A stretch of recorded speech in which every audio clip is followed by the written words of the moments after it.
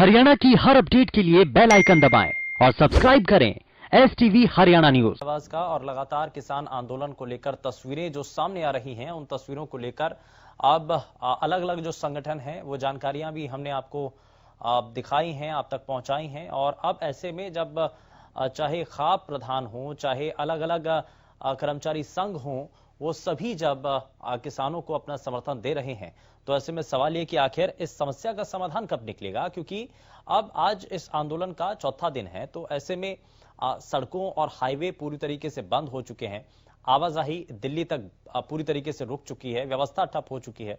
तो अभी तक जो नुकसान सिर्फ पंजाब को हो रहा था, लेकिन अब पंजाब के साथ साथ दूसरे राज्यों में भी यहां नुकसान दूसरे राज्यों को भी हो रहा है। और टीवी स्क्रीन पर आप देख रहे हैं लगातार नंबर फ्लैश हो रहे हैं, जिनके जरिए आप हमारे इस मंच के साथ जुड़ पाएंगे। और इसी को लेकर हमारे साथ अजय कॉलर कार्यक्रम में जुड़ चुके हैं। बहुत स्वागत है अजय आपका कार्यक्रम में, बताइए क्या कहना चाहते हैं आप। मैं ये कहना चाहता हूँ कि किसानों को बात को मोदी क्यों नहीं सुनना चाहते हैं, जल्दी से जल्दी सुने। परेशान कर रहे हैं, ठंडी में कांप रहे हैं लोग बाग जी, इसलिए किसानों की मांगे को पूरी करे। किसान जो जीविका चला रहे हैं, किसान ही चला रहे हैं, तो किसानों को मांगों को पूरी नहीं कर देते हम लोग। तो ये किसान में एकता ही, हर राज्य में एकता नहीं है, यही तो हम परेशान हैं अपने किसानों से जी। और नहीं तो मोदी सुने क्यों ना, देश का मुखिया मोदी है, तो मोदी को सुनना चाहिए किसानों की बात को। हम यही कहना चाहते हैं सर। ठीक है, बहुत शुक्रिया अजय, आप हमारे साथ कार्यक्रम में जुड़े। तो यहाँ अजय का कहना यह है कि आप अगर किसान जब अपनी मांग रख रहे हैं तो क्यों नहीं उनको सुना जा रहा है। और जब किसानों की परेशानी है तो उन परेशानियों को दूर करने के लिए जो सरकार है, सरकार के जो नुमाइंदे हैं और जो सरकार के मुखिया हैं, उनको सुनना चाहिए, उनको समझना चाहिए कि जिन लोगों के लिए, जिस तबके के लिए आपने कानून बनाया, वो तबका आपसे नाखुश है, उस कानून से नाखुश है। तो ऐसे में आपको उसके अंदर बदलाव लाने की जरूरत है। और इस समस्या का असल मायने में जिम्मेदार आप किसको मानते हैं, वो आप हमें बता सकते हैं। दिनेश अगले कॉलर हमारे साथ कार्यक्रम में जुड़ चुके हैं। बहुत स्वागत है दिनेश आपका कार्यक्रम में, बताइए आज के विषय पर क्या कहना चाहते हैं आप। जी नमस्कार जी।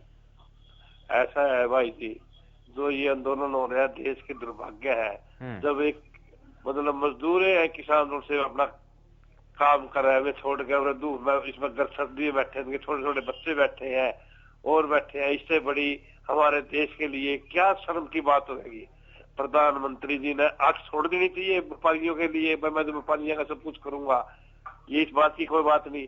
और नेहरू जी के टाइम की बात है जी, अनाज ही नहीं होता था, वो कहेंगे MSP कहते हैं, उसकी जो टाइम ये समस्या थी भाई देश के अंदर अनाज कैसे पैदा किया जाए।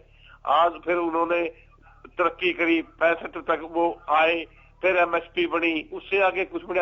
ये भी तरक्की जब मैं कर लग रही है, जो सारा सौदा मैं खाजी देश का क्यों कर रहा है ये बात भाई। MSP पक्की रहेगी सबकी और लिख के देना चाहिए भाई रहेगी, और यदि इससे कम कोई खरीदेगा उसकी जेड़ होगी। और न्यूनतम रेट सही ढंग से लगने चाहिए, क्योंकि जो कुछ हम ये पहले कहते भाई हम ऐसे ऐसे लाएंगे, दिन की वोट देंगे कि ना देंगे वो अलग बात थी। यदि थोपड़ आएंगे सारी चीज निवेशन लग रहे हैं। ये हरियाणा के अंदर जे वाले 11,000 कह गए थे बेरोजगारी भत्ता देंगे, 5100 पेंशन देंगे, जाएंगे सरकार में बैठ गए टप देसी। ये खड़ा मरा लोग वोट घोषणा पत्र पे जिंदे होंगे, इसी तरह लोग अपने अपने घोषणा पत्र बनाएंगे, लूट खसोट देश के अंदर चला दी। ये नहीं चलेगी जी, ये सब कुछ करना पड़ेगा। आज किसान बाहर बैठे हैं, किसानों के साथ सब कुछ आ जाएगा। इतना जुल्म ना करो अमित शाह जी के साथ, इनका भी बच्चे हैं। एक तेरा बच्चा नहीं है कि नाम जो इस टाइम भी गर्म उसमें सुत्ता होगा, इनके बालक बेचारे सड़क पे खड़े हैं। शर्म की बात देश के लिए गृह मंत्री को है उसने आके बात सुननी चाहिए। ये क्यों कहा कि नाम मंडारी में बैठ जो रो कर जो नौकर इसके। ठीक है, बहुत शुक्रिया, इस पर आप हमारे साथ कार्यक्रम में जुड़े। अगले कॉलर संजय हमारे साथ कार्यक्रम में जुड़ चुके हैं। बहुत स्वागत है संजय आपका कार्यक्रम में, बताइए क्या कहना चाहते हैं आज के विषय पर। सर सरकार को है ना इतना अड़ियल रवैया नहीं अपनाना चाहिए। सरकार को जब वो इतनी देर से बैठे हैं, इतने किसान लोग आए हुए हैं, उनको उनकी सुननी चाहिए। सरकार अपना अड़ियल रुख अपनाए हुए है, ये लोकतंत्र की अच्छी बात नहीं है। और वो कह रहे हैं, प्रधानमंत्री कह रहे हैं, क्या कहते हैं भाई किसानों का इन 3 कानूनों से फायदा है। जो लोग जिन पे लागू होने हैं ये कानून, वो इस बात को समझते हैं सारे भाई हमारा फायदा नहीं है, तो इसका डिसीजन किसान करेंगे या सरकार करेगी। तो इसलिए लोग सरकार को इतना अड़ियल रुख ना अपनाते हुए सरकार को इन किसानों की जितनी जल्दी से जल्दी हो सुननी चाहिए। ठीक है, सुनवाई यानी कि किसानों की होनी चाहिए। बहुत शुक्रिया, आप हमारे साथ कार्यक्रम में जुड़े और लगातार टीवी स्क्रीन पर नंबर फ्लैश हो रहे हैं जिनके जरिए आप हमारे इस मंच के साथ जुड़ पाएंगे। लेकिन सवाल यही है कि किसानों और सरकार के बीच में जो आज तनातनी का माहौल है, यानी कि जो किसान सरकार तक अपनी बात पहुंचाना चाहते हैं और किसान इसीलिए सड़कों पर उतर करके अपनी मांग रख रहे हैं, तो सवाल यही कि आखिर किसानों की सुनवाई क्यों नहीं हो रही है। और वहीं अब कल जब देखा गया कि केंद्रीय मंत्री की तरफ से निमंत्रण भेजा गया किसानों को और बातचीत के लिए न्योता दिया गया है, तो क्या अब ऐसे में कहीं गुंजाइश नजर आती है इस आंदोलन के खत्म होने की? और क्या जब सरकार की तरफ से एक मंच तैयार करने की बात की जा रही है जहां पर किसान और सरकार बैठ करके बातचीत करेंगे, तो क्या वाकई में ऐसा हो पाएगा कि जो एक लंबे अरसे से किसानों की परेशानी बनी हुई है उसका समाधान निकलने जा रहा है? और अगले कॉलर छोटू राम हमारे साथ कार्यक्रम में है। बहुत स्वागत है छोटू राम जी आपका कार्यक्रम में, बताइए क्या कहना चाहते हैं। नमस्कार जी। नमस्कार जी। ये सरकार ने कहा रियल पर गलत है जी। किसान तो बिल्कुल रेत में रहता है 24 घंटे, फिर ये अपना कानून बनाते हैं, क्या खाएगा बच्चा हमारा जी।